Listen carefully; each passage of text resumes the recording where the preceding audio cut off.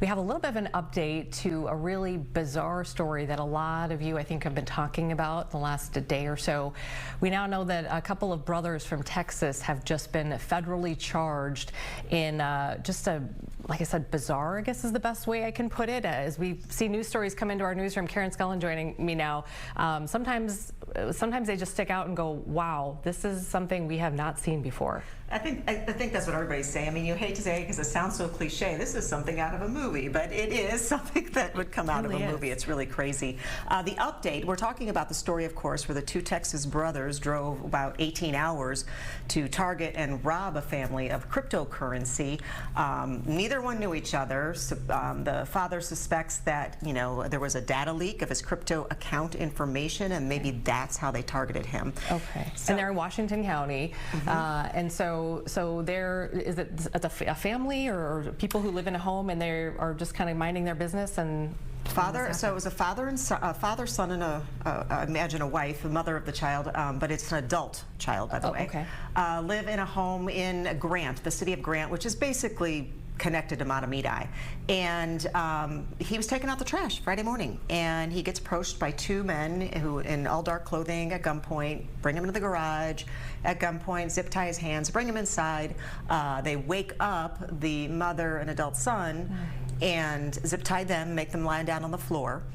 This goes on for 9 hours. During the 9 hours that they were being held down on the floor, the father of the home had to get into his crypto accounts, transfer money, a lot of it, and then it drove him 3 hours to get more because they wanted more money, and the father stored some in a crypto wallet at a cabin 3 hours away.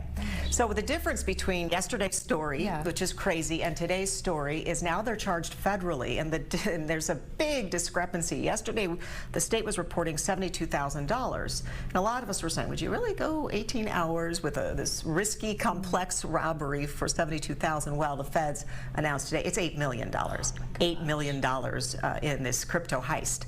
So it's crazy, especially for people who don't really understand crypto. I'm one of them. I don't fully understand how this happens, and my big question is, are they able to get it back? It's not tangible, so is it like somewhere in Nigeria or Congo or something, or where is it?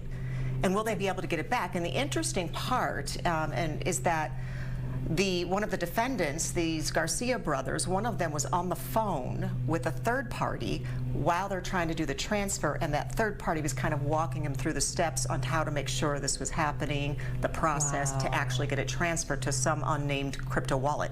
Wow, and we don't know how close authorities might be to determining who that third person. Or if they're looking, if they know where he is or who he is, because these two could have just been kind of the muscle here. Yeah, right? The frustrating part is we haven't been able to get any local law enforcement or county attorney, or right now we're working on the U.S. attorney to help explain some of this stuff that's happening and why, and some of the questions we have. But for now, we were in this neighborhood yesterday. It is a beautiful, beautiful neighborhood. I mean, there's some $3 million homes in there. There's not a lot of them, maybe 8 homes on this long street. They all have a lot of property.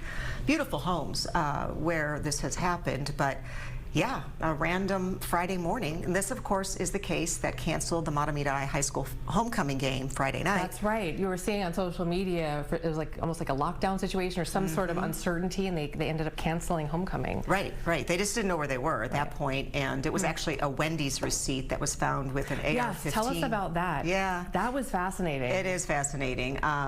They messed up. The bad guys messed up here, and they dumped or dropped or whatever a suitcase, and in the suitcase was some clothing, some bottles and cans, I think, and this AR-15 with ammunition. I think it was disassembled, and then this Wendy's receipt, and it was this simple Wendy's receipt that allowed law enforcement to track their path. And so they got surveillance video, not only from the homes in the area so they could see which way these guys ran, but they went to the Wendy's and they got surveillance video pinpointing the time that this order was placed in the drive-thru, saw the car, and then a Vietnamese restaurant had a camera up and was able to get the license plate. Oh, wow. So that traced them down to Texas, where they're from, to their home, where the brothers were staying. They found the rental car, they found these guys. And actually, I think we just got a picture in of one of them. I can hold it up if you're interested in that. Yeah, they've been charged now. So, yeah, so one of them, they've been hard to find. I couldn't find them where they were being held. But this is Isaiah Garcia. I don't know if you can see that very well. Yeah. But that's Isaiah Garcia. So there's two brothers There's here. two brothers. Okay. There's Raymond and Isaiah, and I think they're 24 and 25, or 23 and 24. I think Yeah. I saw, yeah.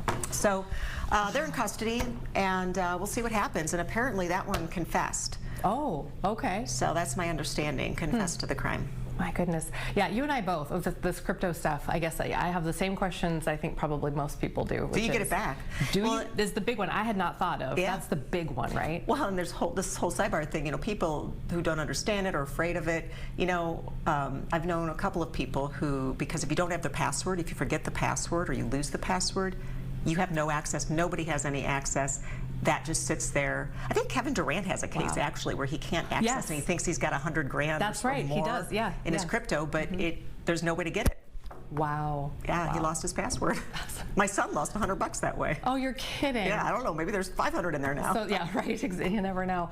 Wow, incredible. Yeah, and that connection. I think there's a lot of like, how could there not be some crossover connection between whoever's behind this, whether it's these two or that third party, and this family. If there's that data breach, it's just so much still. And like, is it floating around the dark web? Like, right. is like that information that said, okay, this family has this amount of cryptocurrency, they live at this address, right. And and other people who have it, do they need to be worried about that kind of thing? Right.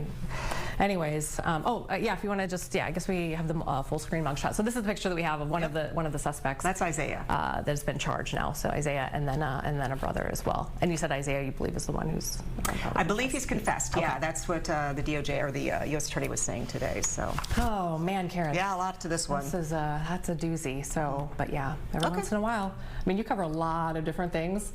Every this once in a one's while. new. It takes a lot for Karen's eyebrow to go. Yeah, right. It does. All right, thanks for checking in on that one. Appreciate it. Okay, have a good one. We'll see you tonight. Thanks. Working on something else. Yep. It's a secret. No, it's not really a secret. It's probably this. Yeah, it's probably this. All right, thanks, Karen.